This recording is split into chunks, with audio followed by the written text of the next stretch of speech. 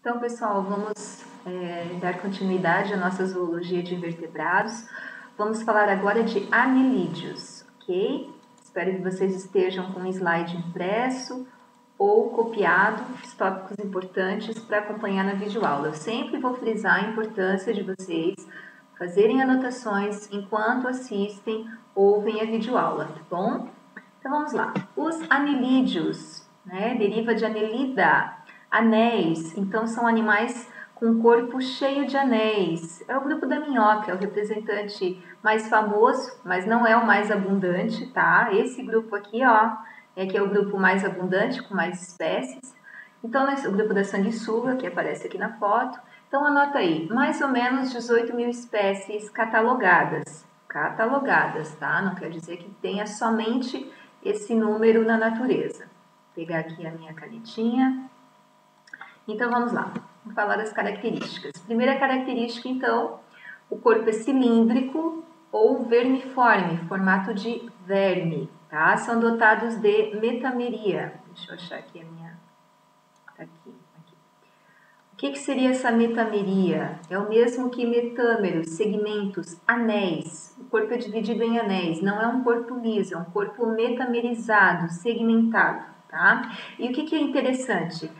No caso dos anelídeos, da minhoca, por exemplo, dá uma olhada aqui no slide, ó. Cada anel é como se fosse um mini-organismo, existe uma independência, em cada anel ocorre ali a excreção, eles têm uma certa autonomia, tá? Então isso dá uma condição de adaptação, é uma vantagem evolutiva para a minhoca, por exemplo, ter esse corpo segmentado, dividido em porções, em pedaços, em partes, ok? Vamos seguindo aqui. Eles apresentam cerdas, deixa eu achar aqui a minha setinha. Eu sempre perco, deixa eu ver aqui. O que seriam essas cerdas? Flechinha, então. São prolongamentos de quitina. Vou escrever aqui, tá?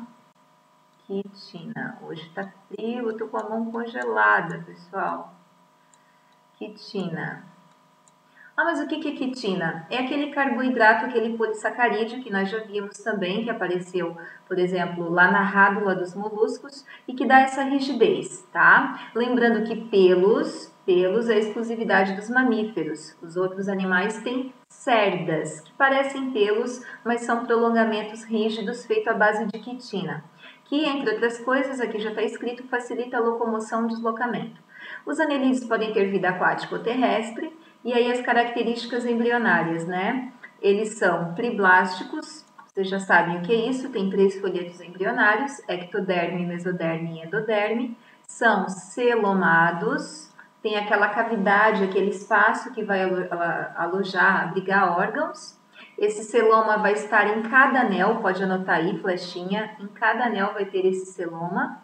E esse celoma vocês podem também preencher, e pode ser até aqui no desenho, ó. Esse celoma é preenchido por um líquido, ok? Uma espécie de água, né? Um líquido celomático. Nossa, agora esse meu dedo ficou horroroso, meu Deus. E vai formar, então, o que se chama de esqueleto hidrostático, tá? Esse esqueleto é a base de água que fica esse líquido, então, na cavidade celomática, esqueleto hidrostático.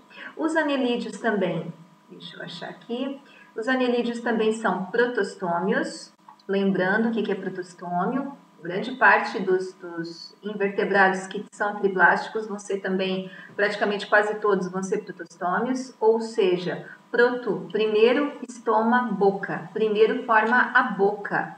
E eles apresentam simetria bilateral, ou seja, o corpo pode ser dividido em 2 lados iguais, o lado esquerdo e o lado direito. Nós também temos essa simetria bilateral, tá? Aqui uma curiosidade, são os primeiros animais com sistema circulatório fechado e com sangue pigmentado. O que quer dizer isso? Ó, sublinha ali, esse sangue com hemoglobina. O que é hemoglobina?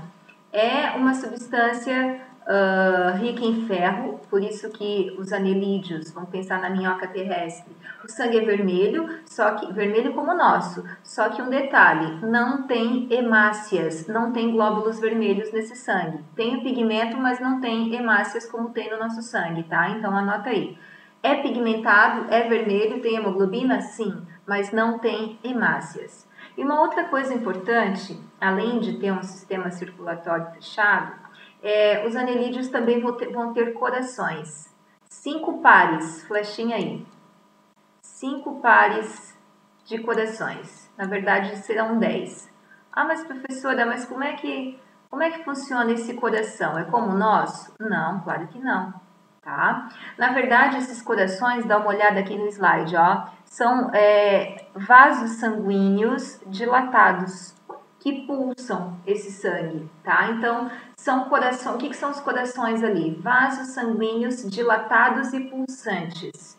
Porque o coração ele tem que funcionar como uma bomba, né, para fazer o fluxo sanguíneo ali se movimentar. E o anelídeo tem isso, mas não uma bomba tão desenvolvida como a nossa. Mas é um começo, ok?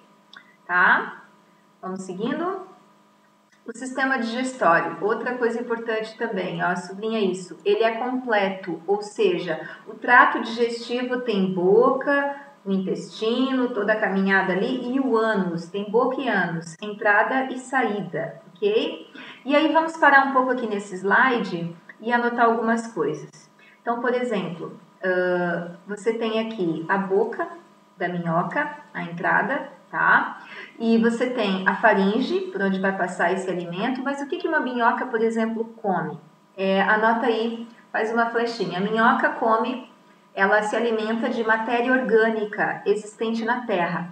Não é que a minhoca come a terra pela terra, ela come restos de vegetais, de animais mortos que estão ali na terra. A matéria orgânica, os detritos, as sobras, os restos, tá bom? E aí, passa pela boca, faringe, esôfago e temos aqui o papo, que vai fazer o quê? O papo vai armazenar, vai amolecer essa terra, né? A terra não é muito gostoso de comer, então é seco, é áspero, vai amolecer essa terra, então vai armazenar por um tempo esse alimento, vai fazer uma digestão química ali. Coloca ali, flechinha no papo, contém enzimas digestivas, vai fazer uma digestão química. E aí depois vai passar pela moela, circula aí a moela, anota aí, vai fazer a trituração, vai fazer movimentos ali para ajudar a triturar, quebrar. Então a moela vai fazer a digestão mecânica. Então vejam, os anelídeos têm a digestão química com enzimas e a digestão mecânica com a moela. E outra coisa importante é você tem todo o trato digestivo, onde vai acontecer a absorção do que é importante para o animal mandar para as células esses nutrientes para ter energia, e o restante sai então pelo ânus, tá? Agora, aqui no intestino, eu quero que vocês façam um círculo aqui em volta do intestino. Existe uma estrutura aqui bem importante que você vai anotar aí. Tá? Eu vou escrever aqui, daquele jeito que tu sabe, né? É com mouse. Tiflossole, com 2 S. Tiflossole. Anota aí. O que seria esse tiflossole? Flechinha nisso. Escreveu? Então, assim, são dobras capilarizadas do intestino. Já vou explicar. São dobras capilarizadas do intestino, ou seja, em volta do intestino tem essas dobras que, como tem esses capilares sanguíneos, vai aumentar a absorção de nutrientes. Essa é a função do tiflossole, é uma adaptação para o animal absorver ainda mais os nutrientes, tá bom? Então, falou em tiflossole, tem nos anelídeos e é uma estrutura muito importante para esses animais, tá? Vamos seguir? Pode ser? Aqui mais um slide com a anatomia, e aí eu quero chamar a atenção, aqui está a boca, tá? Olha o slide aqui comigo. Aqui está o gânglio cerebral. O que acontece? Assim como os moluscos, esses animais ainda não têm um cérebro tão desenvolvido como no caso do polvo, como no nosso caso, mas tem esses aglomerados de neurônio. E esse gânglio, vai ter esse gânglio em cada anel. Então, veja, cada anel vai ter essa estrutura de comando central ali, de comando nervoso. E partindo desse gânglio cerebral, tem o cordão nervoso, ó, que ele passa nessa região ventral, tá bom? Aqui também, novamente, os corações, né, os vasos sanguíneos pulsáteis, e aí todo o trato digestivo que a gente já viu. Outra coisa que eu quero chamar a atenção para com vocês, são essa parte aqui, ó, o clitelo, sublinha isso. Ó, eu vou destacar aqui no vídeo, ó, olha aqui onde é que está o clitelo. O clitelo é essa região mais ou menos mediana, central da minhoca, não é tão no meio, mas é mais ou menos, e tem esses anéis aqui fundidos, unidos. O clitelo, anota aí, reprodução. Vai ser uma estrutura muito importante para a reprodução. Depois a gente vai ver mais sobre isso, tá? E uma forma de identificar onde fica a boca e onde fica o ânus, a boca, em geral, ela fica numa região mais curta da minhoca, mais próxima do clitelo, tá bom? E o ânus, como vem depois do trato intestinal, fica na região mais alongada da minhoca. Então, a região anterior é mais curta, é onde fica a boca, e a região posterior do clitelo, em geral, é mais longa e termina com ânus, ok? Certo? Podemos ir? Mais um? Ok. O que eu anotei aí de importante? Bom, os anelídeos foram os primeiros a ter circulação fechada com sangue pigmentado, porque os moluscos também têm lá no cefalópode circulação fechada. A respiração desses animais, a respiração pode ser cutânea, pela pele, e aí nós já aprendemos que todo animal que respira pela pele, a pele tem que ser úmida, vascularizada, né? E delgada, não pode ser uma pele grossa, esses animais são sensíveis ao calor. E nos aquáticos vai ter uma respiração branquial, que depois a gente vai falar mais sobre isso. O sistema nervoso é ganglionar, olha aqui o slide novamente, tem esse gânglio, por onde saem aqui esses cordões nervosos com ramificações, tá? E a excreção é por nefrídeos, ou, anota aí, nefrídeos ou metanefrídeos. Deixa eu escrever aqui, metanefrídeos, aí tu completa aí. Igual dos moluscos. O que seria essa excreção por metanefrídeos? Os outros invertebrados, né, os vermes, ou era por excreção túbulo H, ou por células flama. Agora, nos anelídeos e moluscos, já tem um sistema excretor mais aprimorado, mais desenvolvido, que a gente passa a chamar então de metanefrídeos. Os outros invertebrados, excreção por protonefrídeos, proto primeiro primitivo. Aqui metanefrídeos, já é uma excreção mais desenvolvida, mais evoluída, mais aprimorada. Como é que funciona? Dá uma olhada aqui no desenho, em linhas gerais, tá? Em cada anel vai ter, então, a cavidade, o espaço celomático, essa região aqui, ok?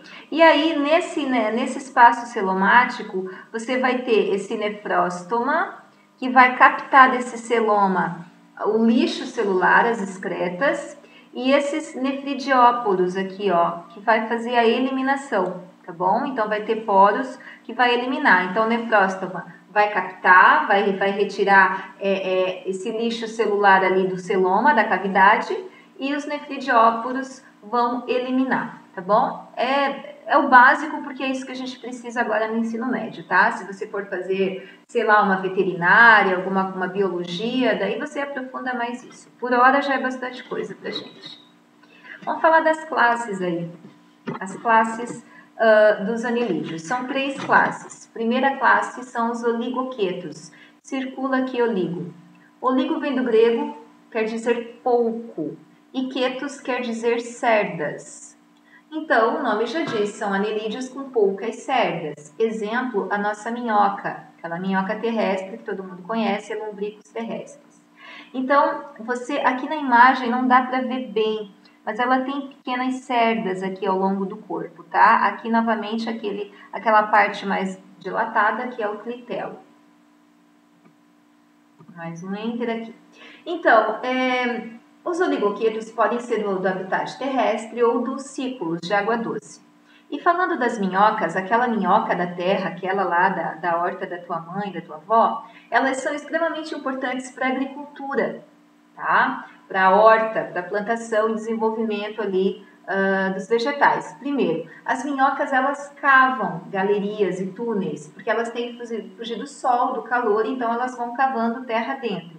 E no que elas cavam essas galerias e túneis, elas vão fazendo uma aeração, elas deixam a terra fofa. E essa terra fofa permite entrada de oxigênio, que é importante para as plantas também, até para a raiz, e entrada de água. Então é importantíssimo esse trabalho de cavar galerias que as minhocas fazem.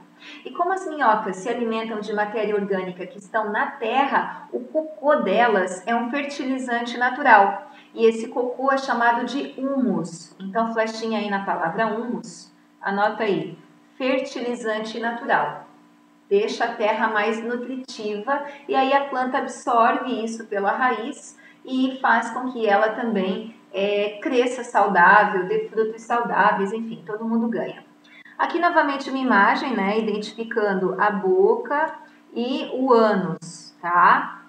Lembrando que a boca geralmente é na parte anterior ao clitelo, mais próxima ao clitelo, e o ânus é na parte posterior, mais afastada do clitelo. Vamos seguindo. Ok, a reprodução das minhocas, isso é o que mais cai. Então, as minhocas são monóicas, anota aí do lado, flechinha aí, coloca. Hermafroditas, com H, tá? Que letra horrorosa, meu Deus. Froditas, perdão, hermafroditas.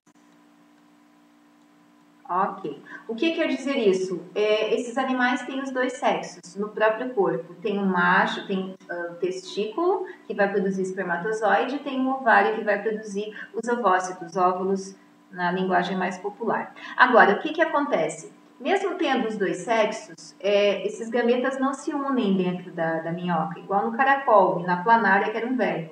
Então, precisa de duas minhocas. Elas vão fazer a fecundação cruzada. Então, uma minhoca encosta de maneira oposta a outra minhoca, olha para mim. E aí a minhoca tem poros, né? Os poros genitais e as entradas desse sêmen. Então, uma minhoca vai doar espermatozoide para outra e essa outra que recebeu também vai doar o seu espermatozoide para outra. Uma manda o seu espermatozoide para outra. Mas é um encaixe muito certo, porque essa minhoca, ela tem que se encaixar com essa de forma que o lado dela que sai espermatozoide tem que estar encaixado com o lado dessa que recebe espermatozoide. Tá? E a fecundação é cruzada por isso, uma manda espermatozoide para outra. Agora, por que é externa? Porque não ocorre a fecundação dentro do corpo delas, ocorre fora. Como assim? Dá uma olhada aqui no slide comigo, deixa eu achar a minha setinha, tá aqui. Então, uma encosta na outra, tá? E é estrategicamente no ponto em que essa aqui vai doar espermatozoide para essa, e essa aqui então vai ter esse ponto de recebimento desse espermatozoide, e essa aqui vai fazer a mesma coisa com essa. O que acontece? Nesse momento que elas se encostam e ficam grudadinhas, e olha aqui, ó, olha essa imagem, esse é um momento pornográfico aqui da zoologia, elas estão fazendo sexo, tá? Tapem os olhos aí das crianças. O que acontece? O casulo, o clitelo, essa parte dilatada aqui que as minhocas terrestres têm, ele começa a produzir, a secretar um casulo, tá? Um revestimento aqui. E aí, é nesse casulo que vai ser depositado os óvulos dela, os gametas femininos. E aí, esse casulo, a minhoca vai se contraindo e ele vai sendo deslocado até a parte onde foi depositado o espermatozoide. Então, vejam, a fecundação ocorre dentro desse casulo, não ocorre dentro do corpo da fêmea. E aí, lá dentro do casulo, vai acontecer essa fecundação, que passa a ser externa, porque é fora, vai formar o ovo, e do ovo vai nascer a minhoquinha. Não tem larva. Por isso que o desenvolvimento acha aqui, ó, direto, anota aí. Direto quer dizer sem larva. Externo, porque vai acontecer no casulo, tá? Acontece ali no casulo. Emendado fica feio também. Beleza? Então, a reprodução das minhocas é externa e cruzada. Isso é importante. Os poliquetos agora. Vamos falar dos poliquetos. Poli quer dizer vários. Esse é o grupo mais numeroso, tá? Não é o grupo da minhoca, não. A minhoca é a mais famosa, mas em termos de quantidade de anelídeos identificados, é o grupo dos poliquetos. Aqui está a maioria dos anelídeos, então pode por aí. A maioria identificada. Eles têm muitas cerdas. Eles são marinhos, vivem no mar e podem ser fixos, que também pode se chamar de sésseis, anota aí. Um animal séssil quer dizer fixo, sedentário, fixos ou sésseis. E podem ser errantes, ou seja, eles andam, eles não ficam parados, eles andam, se locomovem no fundo do mar. Tá? Então, aqui você tem um poliqueto errante, olha quantas cerdas aqui, tá? E aqui você tem um poliqueto séssil, fixo. Nem parece um animal esse aqui, né? Parece até uma planta. Agora vamos entender a anatomia dos poliquetos. Exemplo, esse grupo aqui de anelídeos chamados de nereis ou nereidas. Aqui, antes de falar da reprodução, dá uma olhada no slide aqui comigo. Você tem a cabeça dos poliquetos. Isso aqui são os olhos, tá? Então, eles têm estruturas sensoriais. Eles têm esses prolongamentos laterais aqui, ó. Tá vendo esses prolongamentos? São chamados parapódios. É por onde saem as cerdas. E esses parapódios têm várias funções. Então, anota aí, faz uma flechinha aí para esses parapódios. Tem várias funções. Primeira função, locomoção, porque ele abriga essas várias cerdas e ajuda esses poliquetos errantes a se locomover, tá? Segunda função que vocês vão colocar nesses poliquetos, pode pôr aí, trocas gasosas. Eles também atuam nas trocas gasosas. Funcionam como brânquias externas, ok? E basicamente são essas duas funções aqui mais importantes que a gente pode estar elencando aqui dos parapódios. Vamos falar da reprodução agora, dos poliquetos. Em geral, eles são dioicos, eu já anotei no slide, os sexos são separados, tem macho e fêmea. Em geral, a fecundação é na água, então é externa, só que é na água. E o desenvolvimento é indireto, sublinha isso, ó, indireto.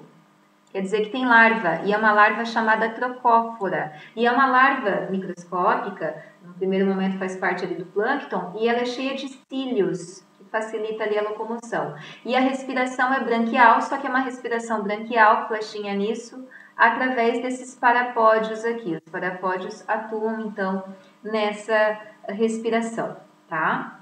Vamos seguir?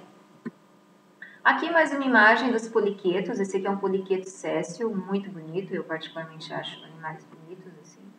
E aqui uma outra forma de reprodução desses poliquetos, que é por esquizogênese. Sublinha isso. Então esse animal ele vai formando estrangulamentos no corpo e esses pedaços então vão se desprendendo, tá? Isso é uma forma de reprodução por fragmentação, da esquizogênese, tá bom? É assexuada, tá? É uma reprodução assexuada. Aqui mais uma imagem destacando os parapódios, aqueles prolongamentos laterais por onde saem as cerdas, muitas cerdas. E o último grupo aqui são a classe dos aquetos ou irudíneos, círculo A. O A na frente quer dizer que não tem cerdas. É o grupo da sanguessuga. Eles são dulcículos, flechinha nisso. O que quer dizer dulcículo? É um ser que vive na água doce. É o oposto da água salgada, tá? Então, rios, lagos, banhados, água doce. Vamos falar então da sanguessuga, Erudo medicinalis. Ela tem duas ventosas, na parte anterior e na parte anterior aqui e na parte posterior. Numa delas vai ter então a boca com lâminas cortantes, certo? Essas ventosas, pode anotar aí, flechinha, ajuda na locomoção e também na aderência, porque a sanguessuga ela faz esse movimento de mede palmos, assim, ó, sabe? Ela faz esse movimento para se locomover. E ela é hematófaga. Hema, sangue, fagos, comer. Ela se alimenta de sangue. E antigamente, lá na antiguidade da medicina, ela era usada para fazer sangrias. Por quê? O que, que acontece?